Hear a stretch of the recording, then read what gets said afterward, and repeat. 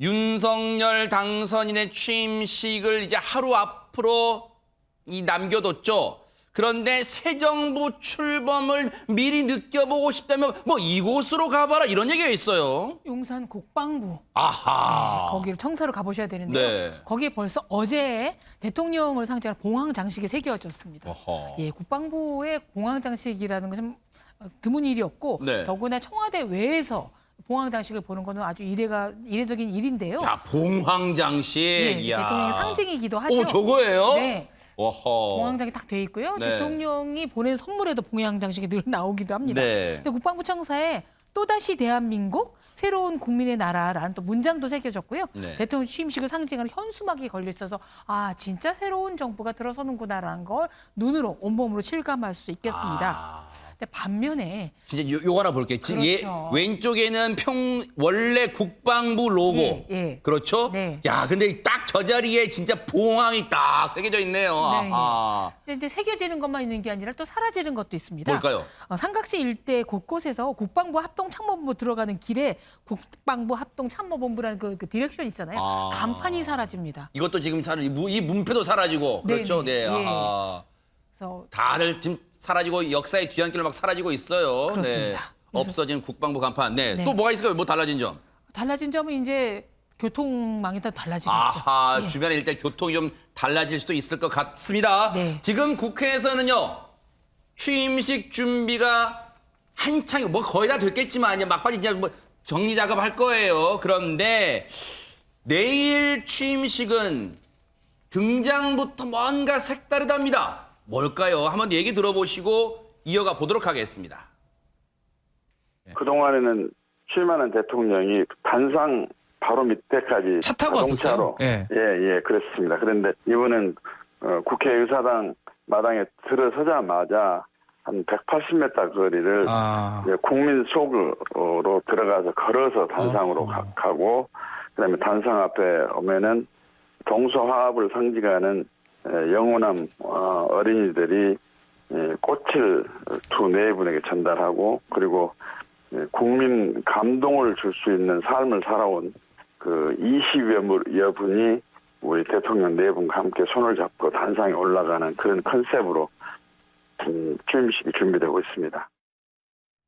지금 얘기를 들어보니까 최정화 기자님, 일단은 바로 단상 앞에까지 차로 이동하는 게 아니라 어디서 걸어서 이동하는 거예요? 네, 일단 처음 이제 시작부터 말씀을 드리면요. 일단 김건희 여사와 윤석열 당선인이 먼저 국립현충원에 참배를 하고 나서요. 이후에 취임식 행사가 열리는 국회 앞마당으로 차량을 타고 갑니다.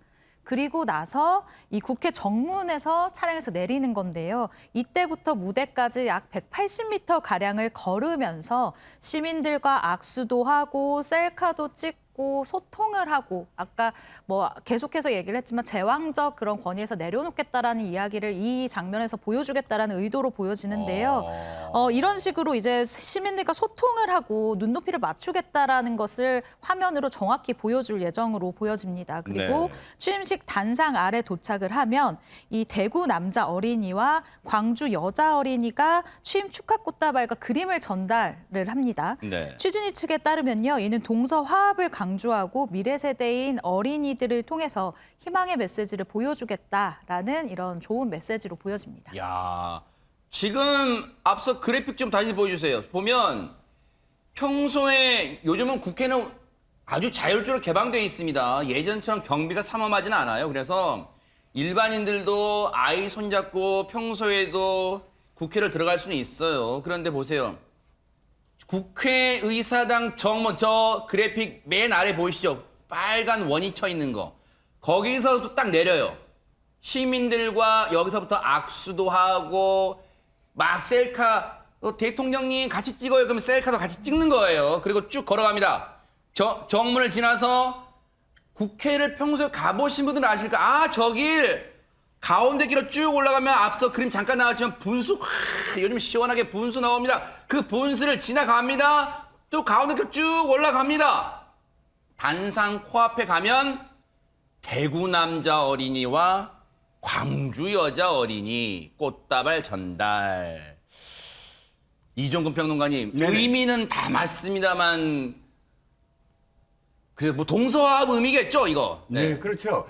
사실 뭔가 차별화된 어떤 그 행사를 어떻게 할까 이게 취임식 준비의 가장 큰 고민이거든요. 하지만 또 전통도 이어나가야 되잖아요. 지금 말씀하신 대구 어린이와 부산 어린이 이건 광주. 광주 네. 어린이 죄송합니다. 대구 어린이와 광주 어린이 네. 뭐가 떠오르냐면 처음으로 합토 행사를 한 게 DJ였어요. 김대중 대통령이 여러 지방의 그 지방 화합을 상징하고 그래서 이 흙을 가져다가 합토 의식을 했거든요. 그게 처음인데 지금은 또 어린이로 이렇게 했죠. 그러니까 이런 것들은 사실 새롭지만 또 새롭지 않은 전통을 계승하지만 또 다른 어떤 형태로 남아있는 그런 부분이 많죠. 아하.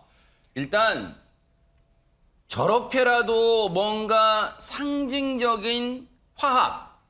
이제 형태는 동서화합이지만 저걸 통해서 대구 남자 어린이, 광주 여자 어린이로부터 꽃다발을 받음으로써 국민 통합 정부를 열겠다 아마 이제 그 시작을 알리는 행사일 것 같아요. 그런데 자, 어제 취임식 현장에 어제 안철수 위원장의 인수위원장이 미리 한번 가봤답니다. 어땠을지 영상으로 한번 만나보시고 이어가 보도록 하겠습니다.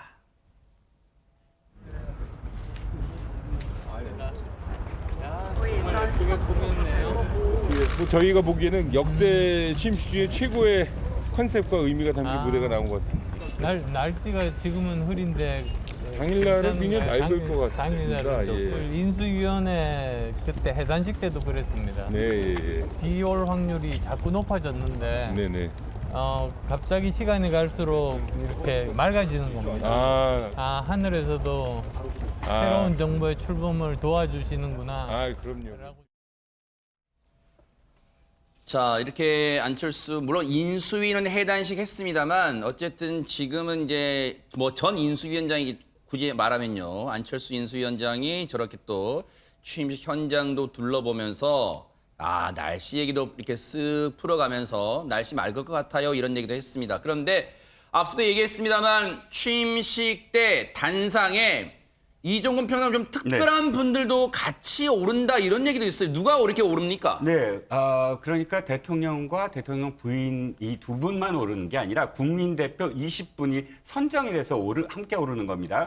대한민국을 빛냈거나 혹은 뜻을 기려야 할 분들 네. 20명을 추렸습니다. 네. 이를테면 우리가 오징어 게임에서 나왔던 오영수 아하. 배우라든지 혹은 장애를 극복하고 피트니스 선수로 재기한 김나윤 씨, 네. 또 천안함 생존자 전한수 씨, 아하. 그리고 한국형 앰뷸런스 체계를 만든 이뉴한 박사 등이 포함됐는데요. 네. 저는 좀 전에 그 동영상을 보면서 좀 재밌었던 건 뭘까요? 안철수 위원장이 지금 막 설명을 하잖아요. 네네.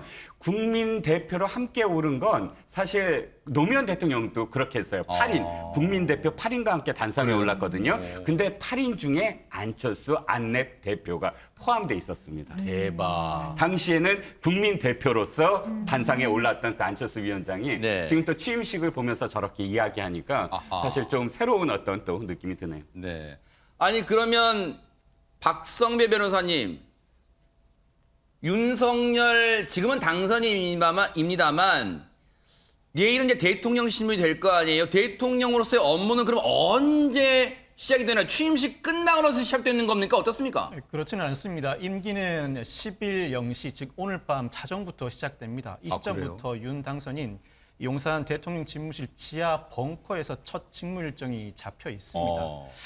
이 지하 벙커에 있는 국가위기관리센터에서 합동참모본부로부터 첫 전화 보고를 받게 됩니다. 군 통수권자라서 직접 지휘권을 행사하기 시작한다는 의미에 집무실 용산 이전에 따른 안보 불안을 해소시키려는 의도도 담겨 있습니다. 네. 이 국가위기관리센터 국가안전보장회의가 열리기도 하는 장소인데 원래는 청와대 지하 벙커에 위치해 있었습니다. 참고로 이명박, 박근혜 전 대통령도 임기를 시작하는 날 0시 그리고 당선 직후 임기가 시작된 문재인 대통령도 당일 오전 8시에 합참으로부터 각 보고를 받기도 했습니다. 군 통수권자로서 안보는 흔들림이 없다는 걸 또 보여주는 그런 상징적인 업무의 시작일 수 있다 이런 생각도 해봐요. 그런데 앞서 말씀드렸지만 취임식도 역대 대통령 취임식과 좀 다르다 그런 말씀드렸는데 최정화 기자님 진짜로 내일 역대 대통령 당선인과 다른 모습 뭐 또 하나 볼 수 있다면서요? 우리가 어떤 겁니까? 이게 없어집니다. 그게 뭐예요? 카퍼레이드가 없어져요. 저는 하이 헬로우 안녕 그건 줄 알았어요. 네. 네, 역대 대통령들이 이 취임식 후에 청와대로 이동을 하면서 펼쳤었던 와 똑같이 진짜 최정학 기자님 손을 들으면 그렇습니다. 똑같네요. 예, 맞아요. 카퍼레이드. 네, 제가 여기서 한번 해보네요. 네, 이 카퍼레이드가 없어지게 되는데요. 네. 윤 당선인은 곧바로 용산 국방부 청사에 설치된 이 새 대통령 집무실로 이동을 해서 업무를 개시할 예정입니다. 윤 당선인은 이 용산 집무실에서 잠시 들려서 업무를 본 이후에 또 들리는 곳이 있는데 오후에는 국회 이 로텐더홀에서 열리는 경축 연회에 참석을 하게 되고요. 또 저녁에는 서울의 또 신라호텔 영빈관에서 외빈 초청 만찬을 끝으로 이 취업 첫날에 굉장히 길고 긴 이 행사를 모두 끝마치게 됩니다. 보니까 역대 대통령들은 다 이렇게 카퍼레이드를 했네요. 그래서 이 연도에 늘어선 국민들, 시민들과 또 이 눈인사하면서 손도 흔들었었는데 이번에 윤석열 윤석열 대통령이 되면 그날 취임식 날에는 카퍼레이드는 없을 거라. 야, 이 의미군요. 없어요. 카퍼레이드 없어요. 이때 흔들겠네요. 그런데 없는 게 또 있답니다. 창윤미 변호사님. 그건 바로 엘리베이터입니다. 아하. 이 용산 신청사에 대통령 전용 엘리베이터는 따로 설치하지 않기로 했는데 인수위 측 관계자에 따르면 이 대통령 건의를 좀 내려놓고 이 엘리베이터에서 오가면서 직원들과 같이 소통하기 위한 그런 의도가 있는 것이다라고 설명을 했는데요. 일단 용산 대통령실 배치도를 한번 보게 되면요. 10층 규모의 지하 2층 건물에 집무실이 꾸려지게 됩니다. 대통령이 주로 근무를 하게 되는 5층 집무실이 제1집무실이고요. 바로 한 달 뒤부터는 다시 정비를 해서 2층에도 주 집무실을 추가로 마련하기로 했다라고 합니다. 그래서 보시면 10층에는 휴게 공간이 마련돼 있고 9층에 대통령 경호처, 7층에 회의실, 그리고 5층 주 집무실과 가장 가까운 6층에는 대통령 비서실이 자리 잡게 되고요.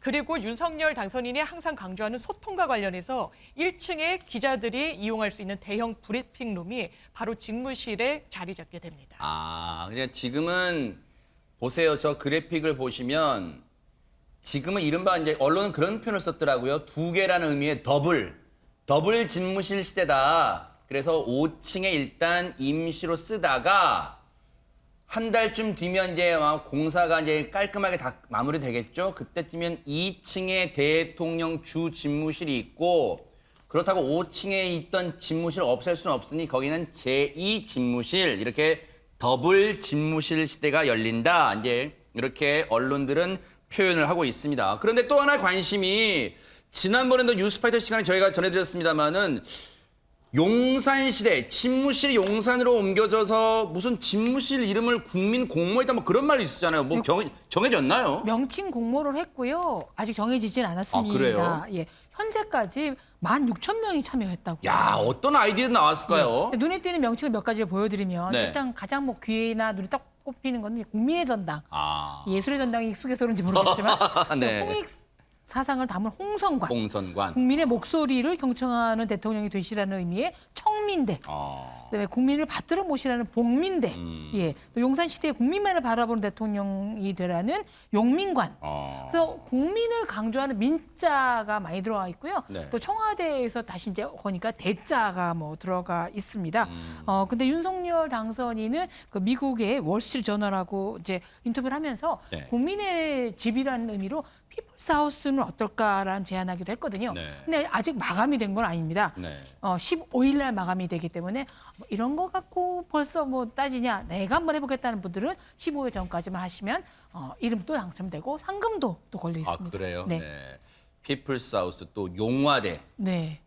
예, 용화대. 야, 지금은 어색할 수 있지만 어쨌든 이게 또 정해지고 나면 입에 또 붙으면 그때는 뭐 친숙할 수 있지만 어쨌든 지금 여러 가지 아이디어들이 국민분들의 아이디어가 계속해서 모이고 있고 아직 뭐 결정된 건 아니랍니다. 어떤 최종 낙점될지 한번 볼게요. 근데 최정하 기자님, 근데 이제 윤석열 당선인이 취임을 하게 되면 지금 외교장관 공간이 일단 사저로 쓰이잖아요. 공간으로 네. 쓰이잖아요. 공간으로 쓰이는데 근데 그게 아직 뭐 리모델링도 거쳐야 되잖아요. 그러면 그 사이는 어떻게 출퇴근해요, 그러면? 네, 이 공백이 있죠. 이때는 서초동 자택에서 출퇴근을 하게 됩니다. 경호 등의 이유로 한남대교, 그리고 한강대교, 반포대교, 동작대교 등 이 강북과 강남을 잇는 경로 중에 교통 상황에 따라 그날 맞춰서 출퇴근을 할 것으로 알려져 있는데요. 네. 거리는 어느 길로 가든 대충 한 7에서 8km가 나오게 돼요. 그래서 시간은 10분 정도가 소요가 될 것이다. 뭐 10분 안팎이 될 것이다라고 예상이 되는데요. 위기 상황 발생 시 안보 공백이 없도록 미니버스 크기의 이동식 지휘 차량을 활용한다라는 이 계획을 세워둔 것으로 알려져 있습니다. 네. 대통령의 출퇴근 이 주 출입구가 될 가능성이 큰 몇몇의 도로는요. 사실 이미 정비가 끝난 상태입니다. 출입구 주변에 손상된 뭐 아스팔트를 좀 메꾸거나 채우거나 아니면 흐릿한 차선을 좀 선명하게 그린다거나 횡단보도를 다시 좀 새로 그린다거나 이런 작업이 진행되고 있는 상황입니다. 우리 박성배 변호사님께 좀 여쭤볼게요. 앞서 이 서초동에서 이동하는 경로 그래픽 좀 보여주세요. 사실 이게 시대가 좀 많이 변했나 그런 생각 드는 게 박성배 변호사님 제가 뭘 여쭤보고 싶냐면 예전에는 대통령의 동선 같은 거 뭐 이렇게 기밀사안이라고 막 취급해가지고 어디로 갈지 조금 이렇게 예를 들어서 좀 다른 정보도 흘리고 그랬잖아요. 그런데 지금 보세요. 언론들이 예측하기에 4가지 국방부 청사로 서초동에서 이동할 때 4가지 경로가 나온다. 야, 이게 시대가 변한 거예요? 아니면 저 정도는 안보상, 경호상 괜찮습니까? 어떻습니까? 경호상 VIP의 이동 경로는 철저히 비밀에 붙이는 것이 관례였습니다. 그렇지만 현재는 자택이 명백히 드러나 있고 집무실도 명백히 드러나 있습니다. 이동 경로가 어느 정도로 좁혀질 수밖에 없는 상태입니다. 제가 예상하기로는 저렇게 제시된 4가지 경로 중에 1가지 경로를 주로 이용할 것 같습니다. 네. 그렇지만 4가지 경로를 제시했다는 것 자체가 VIP 이동 경로의 비밀성이 완전히 해제되지는 않았다는 의미입니다. 더더군다나 이동 경로가 충분히 예상된다면 네. 이동하는 시간 자체는 철저히 비밀로 유지할 것으로 예상됩니다. 그렇군요. 역시 전문가다운 분석과 또 해설해 주셨어요. 그런데 이종근 평론가님, 시청자분들 또는 더 나아가서 국민분들은 궁금하실 수도 있을 것 같아요. 그동안 윤석열 당선인의 이 국정 수행 전망, 평가는 좀 낮았잖아요. 역대 당선인들에 비하면. 이제 취임을 하루 앞두고 지금 순간은 어떨까요, 지지율이? 일단 소폭 상승을 했습니다. 그래요? 그래서 51%로 지금 나타났고요. 리얼미터 조사입니다. 51.4% 정도인데요.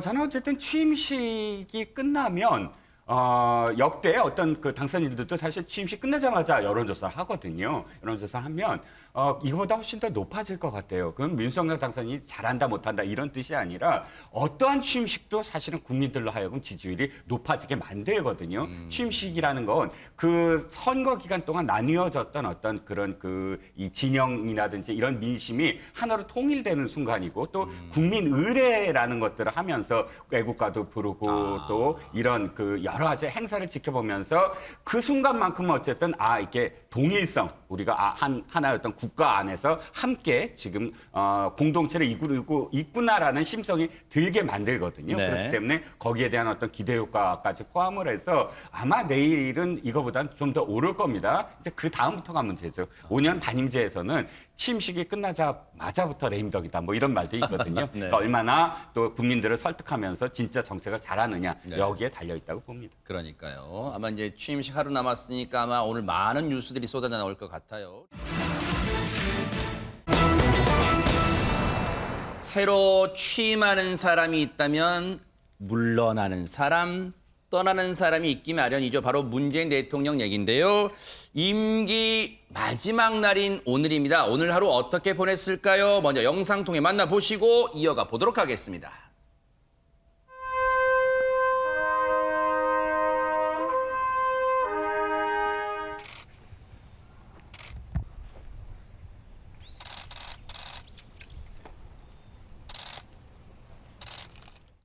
대통령으로서 무거운 짐을 내려놓습니다. 저는 이제 평범한 시민의 삶으로 돌아가 국민 모두의 행복을 기원하며 성공하는 대한민국의 역사를 응원하겠습니다. 위대한 국민과 함께 할 수 있어서 정말 영광이었습니다. 다음 정부에서도 성공하는 대한민국의 역사를 계속 이어나가길 기대합니다. 최정화 기자님, 문재인 대통령 임기 마지막 날인데도 아침 일찍부터 진짜 움직였네요. 네, 그렇습니다. 오늘 아침부터 정말 일정이 빡빡했는데요. 이른 아침부터 김정숙 여사와 함께 문재인 대통령은 서울 국립현충원과 효창공원 독립유공자 묘역 참배로 임기 마지막 날 공식 일정을 시작했습니다. 네. 문 대통령은 이 현충원 참배 후에 방명록에 더 당당한 대한민국으로 나아가겠습니다라는 방명록을 남기기도 했는데요. 네. 그리고 청와대로 다시 돌아와서 이 퇴임 연설 후에 통상적으로 이 주재하는 행사가 있어요. 네. 참모진과 이 티타임이라고 하죠. 이 차를 마시는 상황을 만들면서 일일 상황회의를 마지막으로 주재를 했습니다. 네. 오후에는 윤 당선인의 취임식 참석자 방한하는 할리마 야콥 싱가포르 대통령을 명담을 하고요. 그리고 왕치산 중국 국가 부주석을 접견을 하면서 마지막 외교 일정까지 소화를 합니다. 그리고 문 대통령은 이제 1시간 정도 후입니다. 6시에 걸어서 퇴근길을 나설 예정인데요. 김정숙 여사와 간절을 출발을 해서 청와대 정문으로 나와서 분수대까지 걸어서 내려가면서 마지막 퇴근길을 마중 나온 시민들과 눈맞춤을 하면서 일일이 이제 인사말을 남길 것으로 예상이 됩니다. 네. 박성배 변호사님, 문재인 대통령 그럼 임기가 완전히 끝나는 내일 일정 혹시 어떻게 되는지 나왔습니까? 그렇습니다. 우선 오전 11시에 윤 당선인의 대통령 취임식에 참석합니다. 그리고 낮 12시 곧바로 KTX를 타고 울산 통도사역으로 향합니다. 이후에 오후 3시경 양산에 도착하면 마을회관에서 주민들에게 인사를 할 계획입니다. 사실 문 대통령 퇴임 이후에 텃밭을 가꾸고 등산을 하면서 잊혀진 삶을 살고 싶다고 했지만 벌써 양산 사저 주변에는 지지자들, 방문객, 반대로 귀향을 반대하는 단체 등이 몰리고 있는 상황입니다. 네. 문재인 대통령의 이제 임기가 끝나는 거는 오늘 자정이에요. 그런데 유인경 평론가님, 사실상 문재인 대통령의 마지막 밤은 어제였다면서요? 예, 퇴근은 오늘 저녁에 하시지만 머무는 것은 어젯밤이었다고 합니다. 네. 마지막 날인 거죠. 청와대 관계자에 따른 별다른 일정 없이 이제 주요 일정 보고만 짧게 했고요. 가족들과 함께 조용한 시간을 보냈다고 합니다. 네. 그리고 이제 오늘 밤은 극비에 알려지진 않았으나 서울 시내 모처에서 이제 지내실 거고요. 그러나 그럼에도 불구하고 퇴근을 하셨지만 국방부등과 연결된 국가안보회의 그런 건 한라인은 돼 있기 때문에 내일이죠. 10일 0시까지는 군 통수권자로서의 역할을 충실하게 할 것으로 생각이 됩니다. 네. 전현직 참모들과 마지막으로 이제 자리를 가졌어요. 어젯밤에 청와대에서 마지막 밤이었어요. 어떤 소회, 그간에 참 여러 가지 심경 다 밝혔지만 여전히 밝히지 못한 소회 한번 들어보시고 이어가 보도록 하겠습니다. 지난 금요일 날 청와대에서 전현직 참모들하고 마지막 자리를 가졌는데요. 네. 그날 대통령 말씀이 좀 인상적이었습니다. 문재인 정부에 대한 평가는 역사와 국민이 하는 것이다. 만약 우리가 사심 없이 최선을 다했다면 그것으로 충분한 거 아니냐. 이렇게 말씀하시더라고요. 좀 대단히 인상적이었습니다. 100m 달리기를 하듯이 5년을 쉼없이 달려왔거든요. 누가 알아주든 알아주지 않든 그 태도는 변하지 않았다고 생각합니다. 네. 퇴임을 앞둔 역대 최고 지지율이라는 것은 그에 대한 국민적 평가가 아닐까 싶어요. 윤건영 의원 얘기 중에 장윤미 변호사님 사실 그건 맞을 것 같아요. 5년이 금세 지나갔다고 느끼긴 할 것 같아요, 문재인 대통령이. 그렇습니다. 그러면서 또 남다른 소회를 또 참모진들 앞이었기 때문에 더 허심탄회하게 밝힌 부분이 분명히 있어 보이는데요. 아무래도 5년 단임제 하에서 대통령에 대한 성적표는 정권 재창출을 했는지 안 했는지로 또 가늠되는 부분도 있을 겁니다. 그렇지만 그 부분과 관련해서는 좋지 않은 성적표를 받아들었다고 할 수 있지만 그렇지만 5년 동안 국정을 운영하면서 정말 최선을 다했다는 점을 강조하고 마지막 소회로 남기고 싶었던 것 같습니다. 문재인 대통령의 퇴임과 맞물려서 청와대 참모들도 마음이 뭐 여러 가지 생각 들고 착잡할 수도 있잖아요. 그런데 최근 언론에 정말 자주 등장했던 인물입니다. 여러분 다 아실 거예요. 누군지? 탁현민 의전 비서관. 이런 얘기 했었잖아요. 퇴임 후에 문재인 대통령 하면 어떻게 할 거야? 먼저 관련 얘기 들어보시고 이어가 보도록 하겠습니다.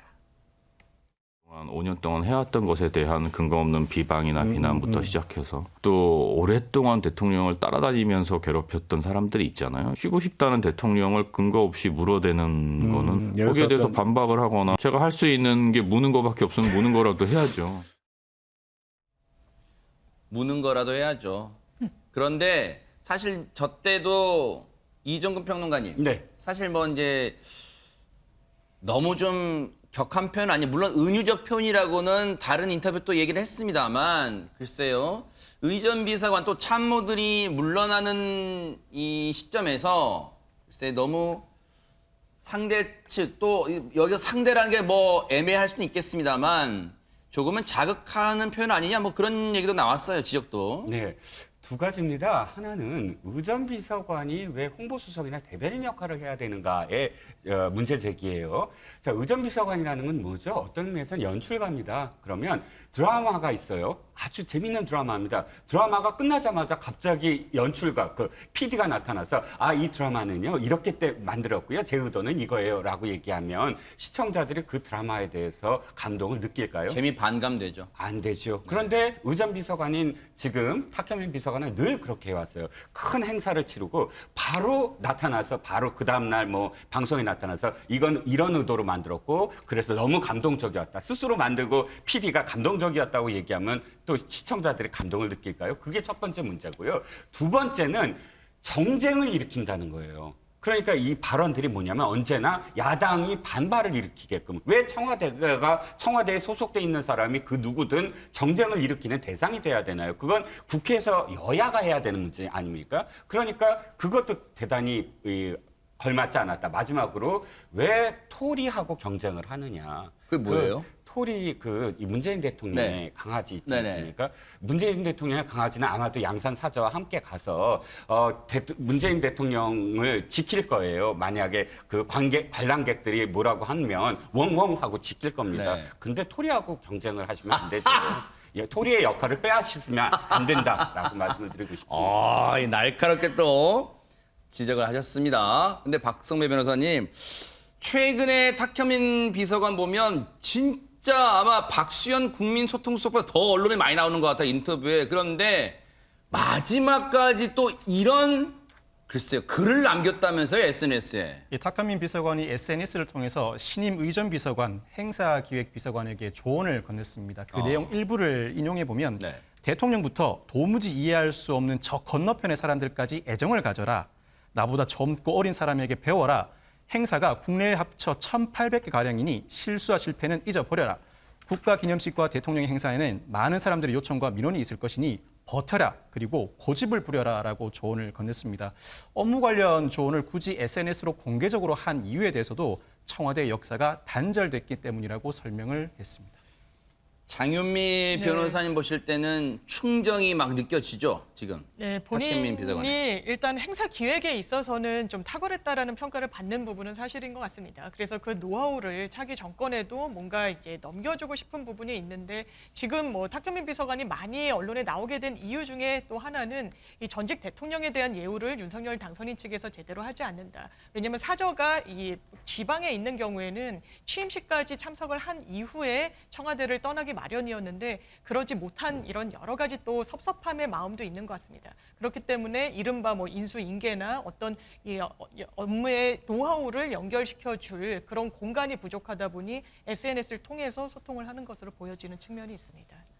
그런 측면도 있지만 유인경 평론가님, 이제 뭐든지 지금 사안이 대선 이후엔 좀 그렇게 됐어요, 우리 전국이.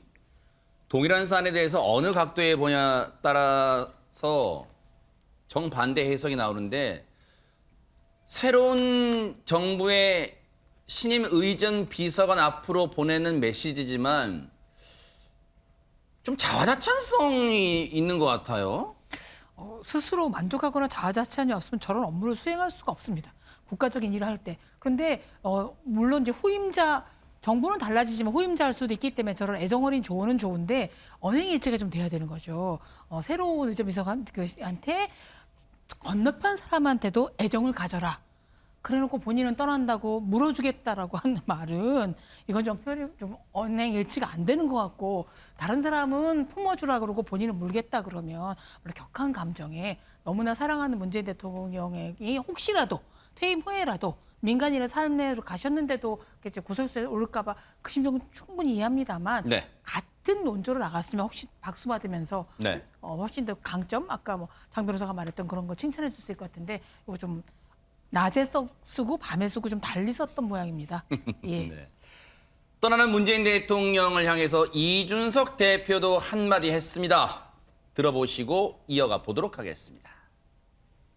잘한 점을 지금 뭐 평가하자고 하면은 저는 윤석열 당선인과 그리고 최재형 감사원장 같은 분들이 임명된 것 자체가 잘 된 게 아닌가. 네. 지금 와서 보면은 아마 그게 최대의 문재인 대통령이 하신 좋은 선택이었다. 조소적으로 얘기하는 게 아니라요. 역설적으로 뭐 그게 아마 문재인 정부 입장에서는 뼈아플 수도 있겠지만은 반대로 저희 국민의힘이 그런 어떤 인선을 하고 문재인 대통령이 그들을 지켜주지 못한 상황이 아니었다 그러면은 5년 만에 정권 교체 쉽지 않았을 겁니다. 이종건 평론가님. 네. 이준석 대표 본인은 그게 비꼬는 조소하는 말은 아니라고 얘기는 했지만 네. 어쨌든 듣기에 따라서 문재인 정부, 문재인 대통령이 듣기에 따라서는 조금은 냉소적인 말로 들리겠네요.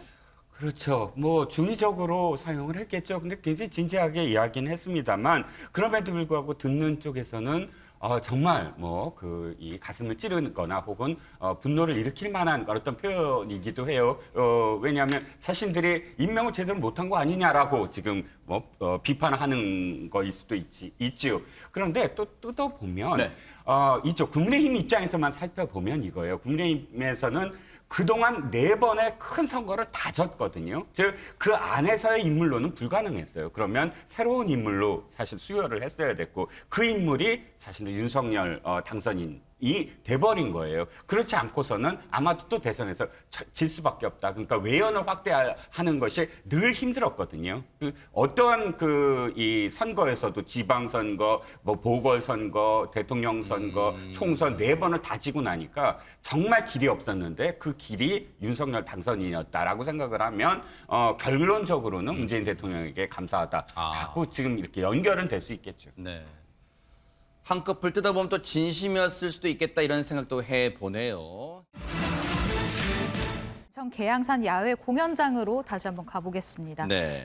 이재명 상임고문이요 출마 선언 기자회견을 이곳에서 했는데요. 사진에서 사실 다 나오지는 않았는데 4시간여 전부터 수천 명의 지지자들이 운집해서 이재명이라고 호명을 그리고 또 연호를 하는 모습을 볼 수가 있었습니다. 네. 특히 이 영상에서 보시면 눈에 띄는 점이 2030 여성들이 또 많이 눈에 띄어서 이 점 역시 기사가 많이 되는 그런 모습을 볼 수 있었는데요. 네. 이재명 상임고문이 지난 3월 10일 대선 선대위 해단식 이후에 59일 만에 이렇게 공개 석상에 등장한 모습이었기 때문에 더더욱 화제를 모은 그런 영상이기도 합니다. 네.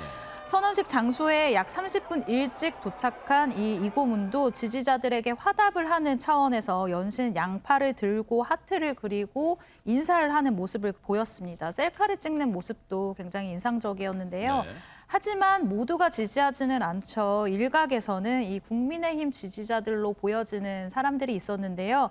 범죄자다. 그리고 개항으로 도대체 왜 왔냐라고 크게 소리를 지르면서 이 반발을 하는 모습도 눈에 크게 띄었습니다. 자, 그럼 이제부터 차근차근 이재명 상임고문의 출마의 변을 좀 들어볼 텐데요. 왜 자신이 출마했는지 그 이유를 밝혔습니다. 한번 들어보시고 이어가 보도록 하겠습니다. 대선 결과의 책임은 제게 있습니다. 저 역시도 조기 복귀에 부정적이었던 것 사실입니다. 그러나 당이 처한 어려움과 지금 이 위태로운 지방선거 상황을 도저히 외면할 수 없었습니다. 지난 대선에서 심판자는 선택받았지만 유능한 일꾼은 선택받지 못했습니다. 저의 모든 것을 던져서 인천부터 승리하고 전국 과반 승리를 반드시 이끌겠습니다. 뼈 있는 문장이 있네요. 장윤미 변호사님, 저 출마에 변해서. 그렇습니다. 왜냐하면 이제 대선 결과의 정치적 책임은 온전히 나한테 다 있다. 하지만 이번 대선에서 일꾼이 선택을 받지 못했고 심판론자가 선택을 받았다라고 이야기를 한 부분인 건데요. 아마 방점은 이 정치적 어떤 그 책임론은 온전히 이재명에게 있다라는 쪽에 찍혀 있는 게 아닌가라는 생각이 듭니다. 지금 대선 패배 이후에 불과 2달 만에 다시 등판을 한 부분에 대해서 명분이 없다, 너무 시기가 이르다, 반성의 모습을 국민께 충분히 보여주지 않았다라는 비판이 나오고 있습니다. 하지만 지방선거를 치러야 되는 이런 좀 현실적인 문제 상황 속에서 본인이 정치적 책임을 통감하지만 이 지방선거를 위해서 등판할 수밖에 없었다. 그리고 지난 대선에서 정권심판론이 영향력이 있어서 나 같은 이 정치 행정 경험을 인정받지 못했던 그런 부분이 있으니 지방선거에서는 이런 부분을 국민들께 호소드려야 되겠다라는 일성을 내비친 것으로 보입니다. 자, 그렇다면 왜 본인이 거주하고 있는 분당갑이 아닌, 성남 분당갑이 아닌 아무런 연고가 없다고 언론들이 지적하는 인천 계양을 출마 선언을 했을까요? 그 얘기 한번 들어보시고 이어가 보도록 하겠습니다. 저의 출마를 막으려는 국민의힘 측의 과도한 비방과 억지 공격도 결단의 한 요인임을 부정하지 않겠습니다. 경쟁에서 이기려면 상대가 원하지 않는 장소, 원하지 않는 때, 원하지 않는 방법으로 싸워야 한다는 것도 바로 중요한 판단 기준이었습니다.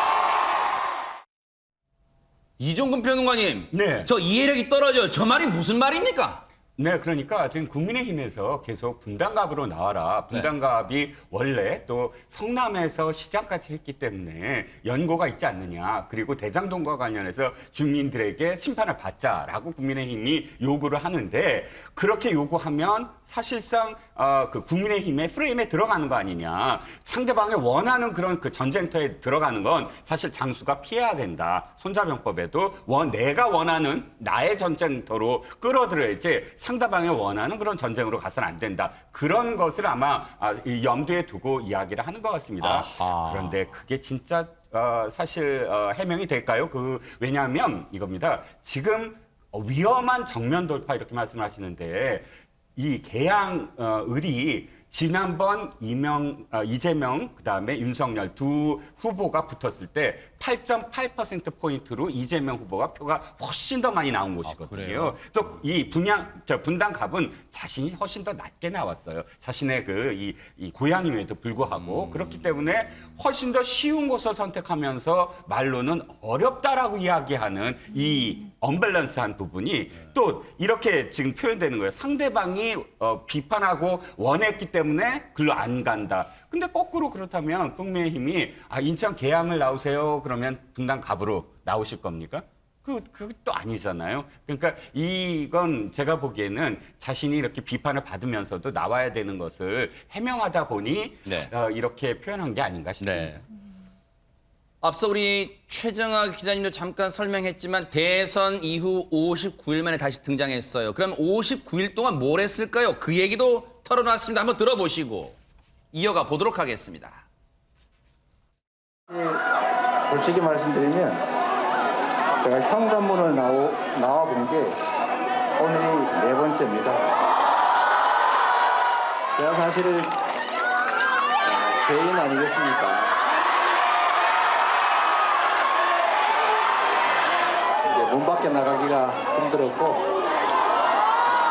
그러나 저희 낙선 인사하시던 우리 선거운동원께서 또 피해 사고를 당한 바람에 제가 처음 문 밖을 나갔고 우리 대통령님께서 마지막으로 고생했다고 술 한잔 주시겠다고 해서 갔다 온 게 2번째고 3번째는 말하기 어려운 사유로 나갔던 것인데 어쨌든 제가 집 현관문을 열고 나온 건 오늘이 4번째입니다. 나오기를 잘한 것 같아요. 박성배 변호사님, 정치인의 말에는 분명한 메시지가 있을 것 같은데 지금 저 네 번째 현관문을 열고 나왔는데 두 번째 현관문 열고 나온 게 문재인 대통령이 술 한잔 주시겠다고 해서 나갔다. 어떤 배경, 어떤 의도로 얘기했을까요? 문 대통령 지지자 입장에서는 문 대통령이 이 고문에게 고생했다고 술 한잔 주었다는 얘기를 들으면 얼마나 반갑겠습니까? 문 대통령 지지자들에게 손짓을 하는 의미라고 볼 수 있고, 나아가서 문 대통령을 언급함으로써 이 정권 교체로 기존과 달라진 상황을 떠올리게 하고, 이로 인해 개항을 뿐만 아니라 전국의 모든 보궐선거, 나아가 지방선거 승리로 신임 대통령의 국정 운영에 맞서자는 의미까지 내포되어 있다고 할 수 있습니다. 근데 유인경 평론가님, 사람이 삐딱한 심리가 못 밝혀요. 그럼 더 궁금하잖아요. 세 번째 현관문 열고 나온 이유를 못 밝혔대요. 뭘까요? 저도 궁금해 죽겠습니다. 네. 근데 제가 이재명 고문하고 그렇게 직통 전화를 주고받을 만큼 가까운 사이가 아니기 때문에 전화번호를 갖고 있습니다만. 예. 근데 아마도 밝히고 싶지 않은 일이 아니었을까요? 근데 아마 이재명 고문을 지지하는 분 입장에서는 병원에 가시는 일만 아니면 될 것 같습니다. 그러네요. 네. 정말 중요한 얘기예요. 네. 그런데 언론 기사를 보니까요, 최정화 기자님, 이재명 고문이 과거에 인천 비하 발언을 했다 이런 얘기 있던데 이게 무슨 말이에요? 네, 지난 6일 이준석 국민의힘 대표가 자신의 페이스북에 과거 이재명 고문이 올렸던 트위터 게시물을 공유하면서 이것은 인천 비하다라고 비난을 했습니다. 그런데 이 공유를 한 게시물을 보시면요, 일단 이재명 이런 식으로 일단 적혀져 있습니다. 시장님, 그러니까 지지자였어요. 한 지지자가 시장님 계속 성남에만 계실 거예요. 제가 사는 인천 쪽에도 출마해 주시면 안 될까요? 제가 팬이거든요. 라고 했더니요. 싫어요. 라고 이제 대답을 한 이 게시물이었어요. 근데 이게 언제쯤 2014년이에요? 그렇습니다. 2014년 거의 8년 전이죠. 이때 게시물을 이제 다시 재업로드를 하면서 출마하기 전부터 트위터 닫아야겠네요라고 꼬집는 모습을 보이기도 했습니다. 네. 이준석 대표가 이렇게 SNS에 과거 게시물을 올리니까 여기에 대해서 가만히 있으면 안 되겠죠. 관련 얘기 들어보시고 이어가 보도록 하겠습니다. 이렇게 이준석 후보가 괴롭힐까봐 출마하지 말자고. 이준석 대표가 괴롭힐까봐? 이런 농담도 약간 농담반 진담반 했었는데요. 그래서 제가 그때 인천 시민들께서 저희 트위터에 자꾸 인천 엉망이니까 인천 와서 시장 해주세요. 자꾸 그러길래 제가 싫어요. 그랬어요. 인천의 유모 시장이 저렇게 엉망을 하고 있는데 저보고 성남시 버리고 인천 오라면 그거 되겠습니까? 그래서 제가 싫어요 그랬거든요. 시정을 너무 엉망을 해가지고 계속 그런 얘기가 있어서 누가 성남에서 인천을 간다고 슬퍼요 뭐 이렇게 말씀하시길래 제가 그 유정복 시장 같은 있는 인천에 가면 힘드실 텐데 그냥 가지 말고 눌러 앉으세요. 이렇게 얘기를 했더니 인천을 폄하했다고. 자, 그렇다면 출마에 변해서 자신에게 늘 따라다니는 세 글자 대장동 관련해서는 어떤 입장을 밝혔을까요? 한번 들어보시고 이어가 보도록 하겠습니다. 정치라고 하는 게 상식과 양식에 기초해야 되는 것인데 자기 생각은 하나도 안 하고 자기는 막 들보가 이만한데 남의 눈에 티끌 찾아가지고 막 손가락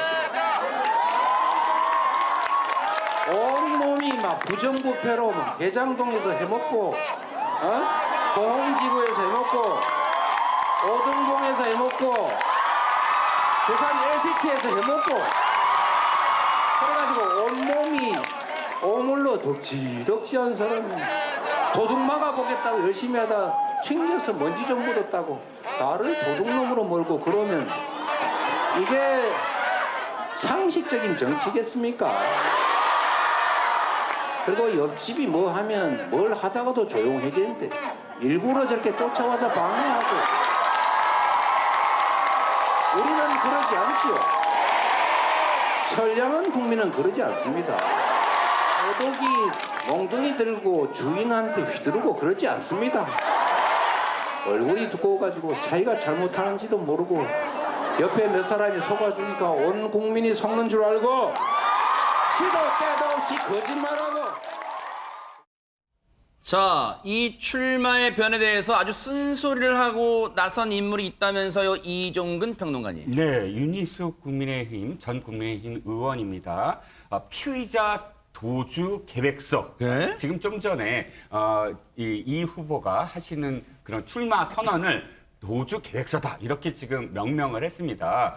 이인즉슨 뭐 이렇게 해석은 되겠죠. 지금 경찰이 법카 의혹과 네. 그 유용한 의혹에 관련돼서 압수수색을 했는데 네. 그 영장을 살펴보니까 이 배모 씨 있지 않습니까? 비서관으로 임명을 했는데 사실상 불법으로 그러니까 지금 그 여사 김혜경 여사를 비서관처럼 보좌관처럼 그렇게 일을 했다. 네. 그러니까 적법하지 아니한 월급을 받았기 때문에 그 월급은 국고에서 손실이다. 두 사람이니까 다 합쳐보니까 성남시 때부터 따져보면 5억이 넘는다.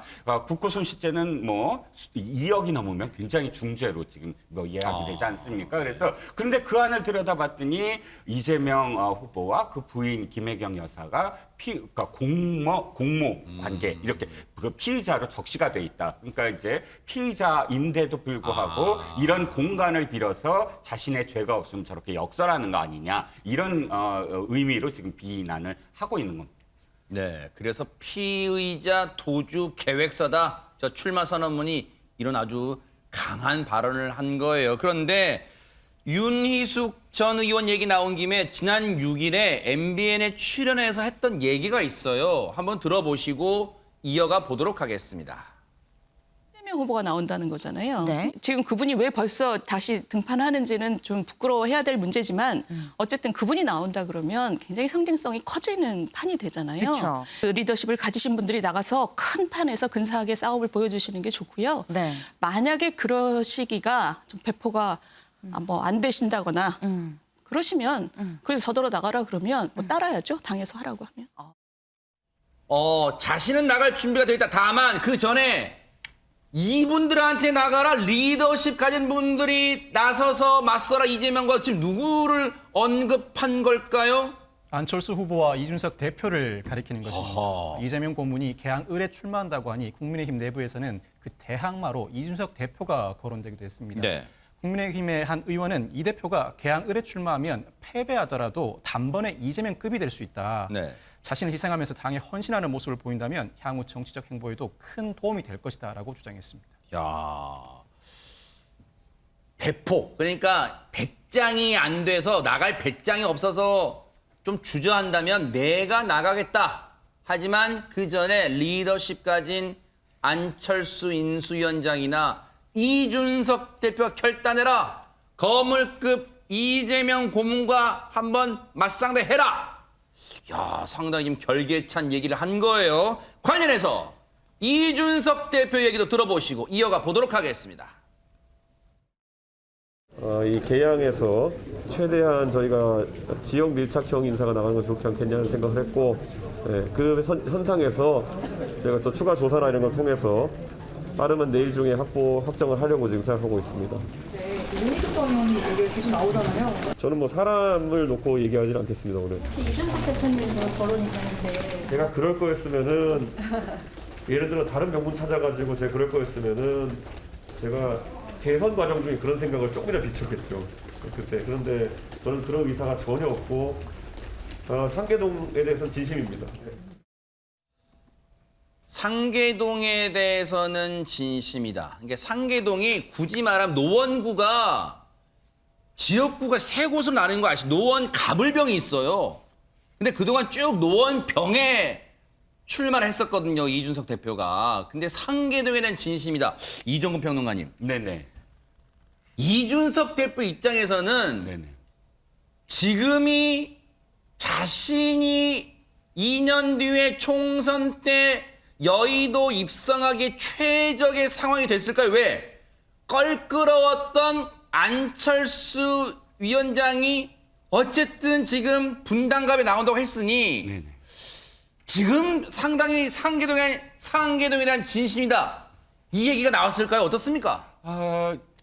기억하시겠지만 바른미래당 시절에 안철수 위원장하고 이준석 대표하고 굉장히 갈등이 심했어요. 그 갈등의 가장 근본 원인이 사실 지역구 때문이었거든요. 다른 이유로 사실은 서로 갈등을 했지만 다른 겉으로는. 그래서 이 지역구 문제는 그때도 사실 이준석 대표가 양보를 하지 않았어요. 공천 운운했을 때. 그러면 이준석 대표로서는 사실 거기가 국민의힘으로서는 사지거든요. 언제나 거기서 국민의힘이 당선돼 본 적이 없어요. 그렇기 때문에 자신이 거기에 일단 목표를 세우고 계속 해서 거기서 어쨌든 결실을 맺어보겠다라고 공언을 한 것도 있고, 자신이 또 딴 곳에 가는 것보다는 그곳에서 어쨌든 이 유권자들에게 심판을 받아보겠다라고 늘 이야기했던 것도 있기 때문에 말씀하셨듯이 적기는 적기죠. 분당갑 또 박민식 전 의원이 스스로 사퇴도 하고 해서 분당갑의 그 전략공천이 자연스럽게 될 것 같고, 대표로서는 경선 붙여야 돼라고 이야기는 했지만 자연스럽게 또 경선 안 하게 되는 어떤 상황으로 가게 되니까 모든 분들이 전부 다 해피한 상황이 되는 게 아니냐. 이준석 대표로서는 자신의 어떤 지역구도 지키고 또 분당갑의 안철수 대표를 자연스럽게 또 이렇게 안착시키는 그런 결과가 나오지 않을까 싶습니다. 네.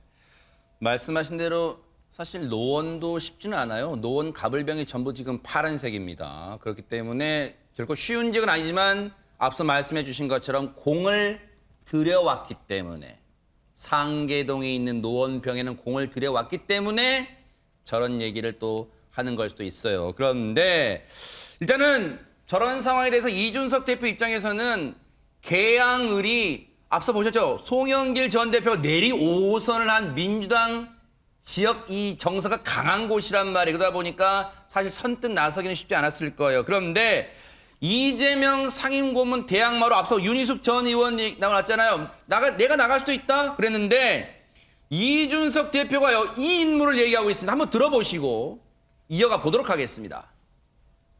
계양을에 누구를 공천할 계획이세요? 저희가 지금 후보군을 놓고 안 그래도 오늘 또 최고위원회에서 논의를 하기로 했습니다. 김부선 씨는 아닌 거죠? 그거는 전 솔직히 굉장히 악의적인 기사라는 이렇게 봅니다. 김부선 씨야말로 그 지역에 대한 연고성이라는 것이 상당히 부족하거든요. 이재명 지사의 연고성 무죄를 공격하던 저희 당에서 그런 공천하기는 어렵다. 그리고 전혀 정치에 참여하겠다는 선언을 하지도 않은 배우에게 그런 정치의 이미지를 씌우는 것 자체가 김부선 씨의 굉장히 신뢰다 이렇게 생각합니다. 박성배 변호사님, 시청자분들 일단 눈이 동그래지셨을 거. 아니? 내가 아는 그 김부선 맞아? 지금 그 김부선 씨를 얘기하는 거예요? 그렇습니다. 일부 매체가 국민의힘 관계자 말을 빌어서 배우 김부선 씨가 계양을 후보로 거론되고 있다고 보도했습니다. 이 관계자가 우파 시민단체에서 김부선 씨 공천 요청이 들어왔고 아직 결정은 안 된 상태라고 말했다는 겁니다. 그렇지만 김 씨 이 조선닷컴과 인터뷰에서 이게 무슨 소리냐, 금시초문이라고 반응했습니다. 출마 생각이 있느냐는 질문에 전혀 없다. 연기자로서 배우 생활에 최선을 다하고 싶다고 답을 했고, 이 고문이 계양을 출마를 선언한 데 대해 어떻게 생각하느냐 하는 질문에도 노코멘트 하겠다고 답을 했습니다. 이준석 대표도 SNS에 김부선 씨를 공천 검토한다는 보도는 사실이 아니다. 공식적으로 경로를 문의하거나 소통한 바가 전혀 없다라고 밝히면서 김부선 씨에게도 신뢰되는 일이라고 덧붙였습니다. 아울러 당 관계자들 이런 흥미주의 이야기를 언론 인터뷰를 통해 내지 않아야 한다고 경고하기도 했습니다. 근데요, 장윤미 변호사님, 저도 저기서 봤습니다만 일단은 제목부터 눈길에 가서 클릭을 해보게 되잖아요. 그런데 사실 이번 지방선거 더하기 7곳의 보궐선거 양쪽 진영이 치열하다 보니까 우리가 한 가지 놓치는 게 있어요. 잊고 있는 게 있어요. 국민이 지금 안중에 있는 겁니까? 물론 김부선 씨를 폄하하는 게 아니라 지금 김부선 씨를 전략공천 대상으로 삼는다? 해당 지역 주민들을 상당히 기분 나쁘게 할 수 있어요, 지금. 그렇습니다. 해당 지역구 구민들을 생각하지 않은 것일 뿐만 아니라 지금 이준석 대표가 이야기한 것처럼 김부선 씨 본인에게도 굉장히 신뢰가 되는 겁니다. 홍준표 전 대표도 윤희숙 전 의원을 자객공천이라고 이야기하는 것 자체가 정치를 희화한다라고 비판하기도 했습니다. 뭔가 체급과 이 어떤 유권자에 대한 예의를 정치권도 차려야 되지 않을까라는 생각이 많이 듭니다. 관련해서 홍준표 의원이 SNS에 뭘 남긴 게 있어요. 한번 보여주세요. 그거 보면 보세요. 윤희숙 전 의원이 이제 나가겠다고 하는 그 상황에 대해서 이렇게 꼬집고 있어요. 자신의 격을 착각하고 자객 공천해주면 나간다는 공천 희화화다. 반박도 있어요. 한번 보여드릴게요. 지금 상황이 참 이렇게 갑니다. 개항 공천 요청한 바 없다. 스스로 격이 높다고 착각하지 않아요. 홍 후보님 말씀 원로의 조언으로 잘 받아들이겠다. 대구 경북 중심 거기 신경 쓰세요. 라고 지금 또 이렇게 또 맞받아 친 거예요. 어쨌든 지금 양쪽 진영이 복잡하게 흘러가고 있습니다.